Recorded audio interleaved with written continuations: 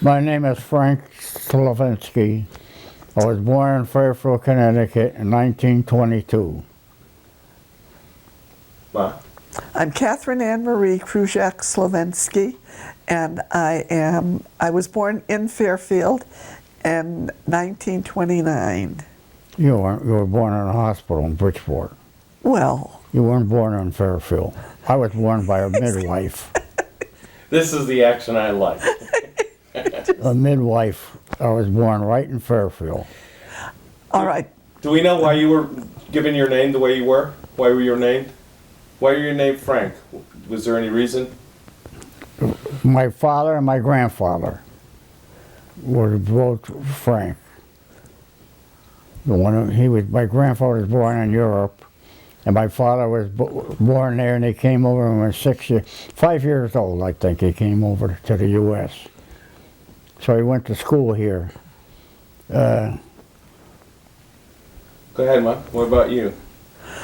Oh, the reason I got my name was because I was named after my grandmother. And her mother was Catherine, and then she named my mother Catherine. So my mother named me Catherine. Anna is my grandmother's name. So I was named after both my mom and my grandmother. When I was younger, I used to run away from the house and run down the street a couple of blocks to where my cousins lived, and I would go there to play with them. What street was this? James Street. James, In is the boy's name? Yeah. Okay. Yeah, that's right, off Fairfield down here. Yeah. Frank, where did you live? Ardmore Street. Okay, did you have family That's members? right off of Grassmere Avenue. Did you have family members around you? Were there family members that lived next door or across the street or? No, But in the same house. they lived in the same house, that's right. You lived in a three-family house. How many lived in your house? The whole 9 of us.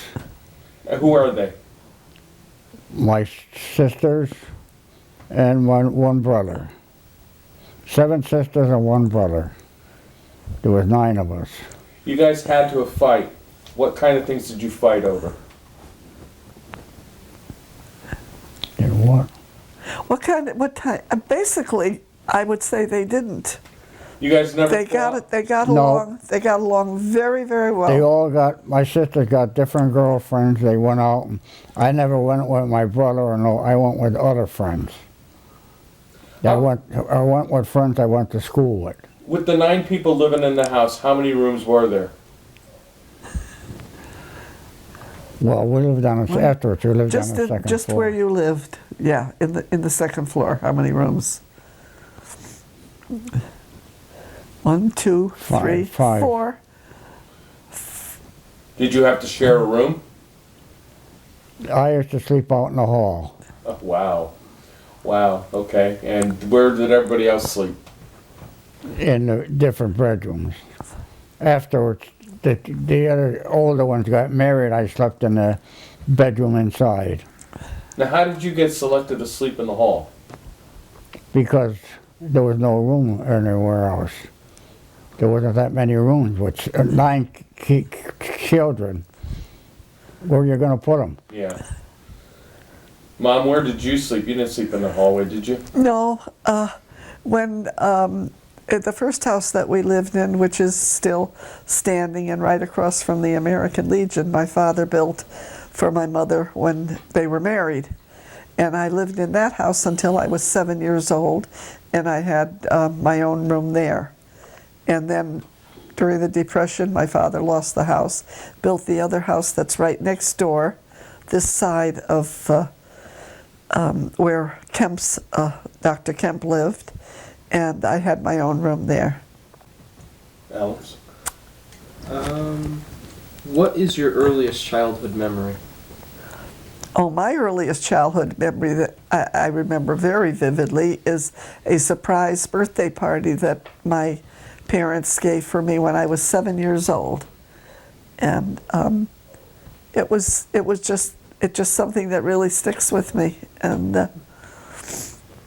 it was all my cousins, and there's a picture someplace, and I don't know where it went to now, but it was all of my cousins that were invited and my friends, and it was a big party, and I was completely and utterly surprised because I had gone to work with my father in the morning, and that was not unusual because I went with him other times. And then when I came home and walked in the door, everybody yelled surprise. And it really is one of the first things I remember. How about you, Frank? A childhood memory? Birthday parties, they never very seldom celebrated them. How about just a favorite memory growing up?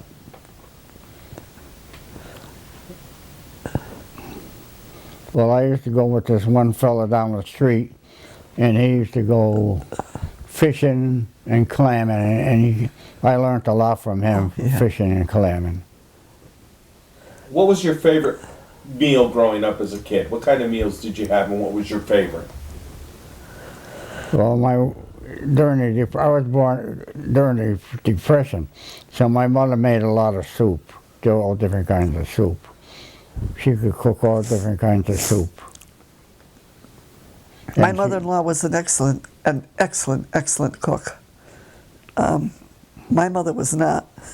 So there were some things that my mother tried that were really disasters, but my mother-in-law, because I was young when I started going with Frank. I was 16, just turning 16, and so that's how I got to know them.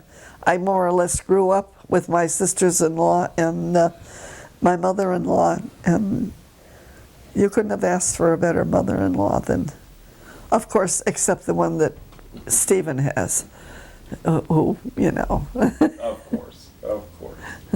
But no, she was a very, very good cook, and she could stretch things and you know, make things. And But what was the favorite? oh, I don't know, what was your favorite? I mean, What? what was your favorite meal that your mother cooked? Well, she made her own noodles. Oh yeah. Every Sunday we'd have soup, and my mother would have to make it from scratch and do the noodles herself, because my father wanted the homemade noodles. My mother did that too. And then I had a grandaunt that lived in Long Island that came to Fairfield every year for a vacation. And when she would come, my mother, my grandmother, my grandaunt, and myself, we would make apple strudel in my mother's dining room. And oh God, it was so good. Alex? What kind of games did you play growing up?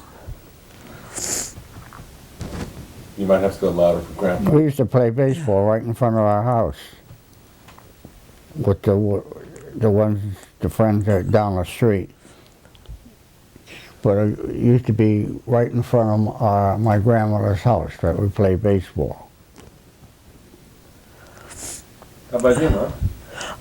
Well, I was the only girl in the neighborhood. The rest were all boys. And at the time, where the Fairfield Firehouse is right now, it used to be a field with trees, and I used to go over there. That was a Legion ball field. And we used to climb the trees that were around there, and that was it mostly.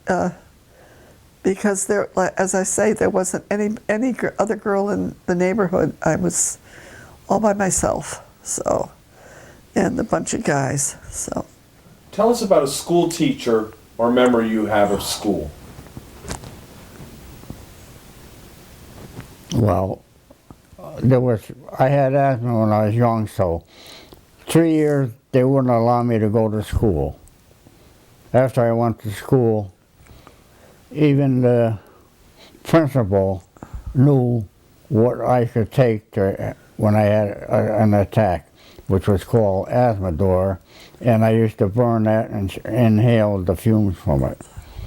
She knew more than 4 different doctors I went to. She told me to do that. Then finally, the visiting nurses said, I got to get to a better doctor, and they told me who to go to Dr. Laszlo, and the first thing he did was take blood from me, which the other doctors, 4 other doctors, never did, because that was 70 years ago. They never did that, but this doctor, the first thing they did, and he ordered the serum, and every other week he'd give me a shot, one arm, the other. And when the season, each time the season come around, after he did that, I never had any trouble. I didn't have any more asthma attacks. And after that, I went in the service, and I was down in Louisiana where the climate never changed, so that helped a lot too. How about you, Ma? Good school memory?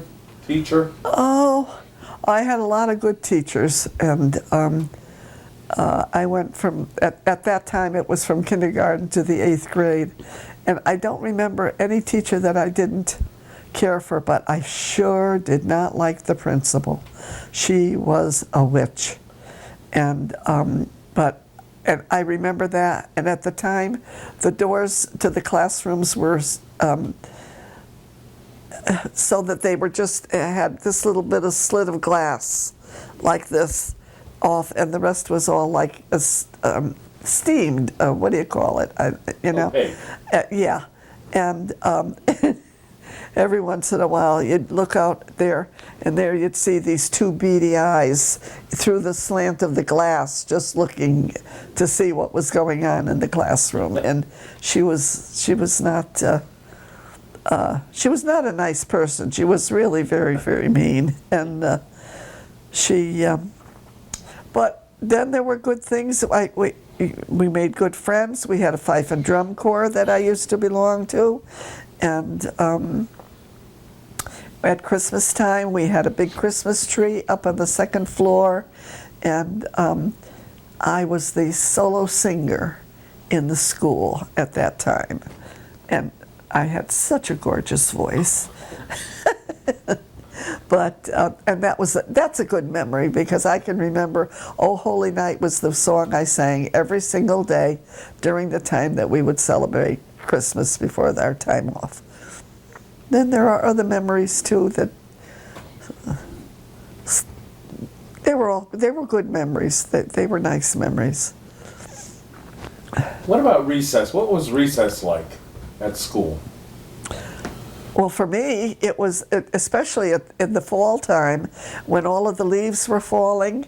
At recess time, we girls would pick a branch off of the trees, because there were trees that were close to the playground, and we would take the leaves, and we would use the branches and make a house out of rooms out of the leaves, and then we would play "Oh Mommy Witch." And I don't think I ever heard of that. What is it? Old Mother Witch sat in a ditch, picked up her pennies, and thought she was rich. And then you would run through the different rooms and try to catch somebody. That was the fall. Other than that, it was just usually dodgeball, basketball, and just regular chit-chat playing and things like that. Frank, what was recess like for you at school? Well, at recess we used to go 3 blocks away, and we knew there was apple trees, and we used to get apples and eat apples at our break, and that's about all. Any sledding or anything, ball games that you played during recess? Well, they used to play some basketball and baseball, but I was better at basketball than baseball, so I played basketball quite a bit. Alex? Do you remember any fads when you were younger? Popular hairstyles or clothes? Oh. No, not really. Because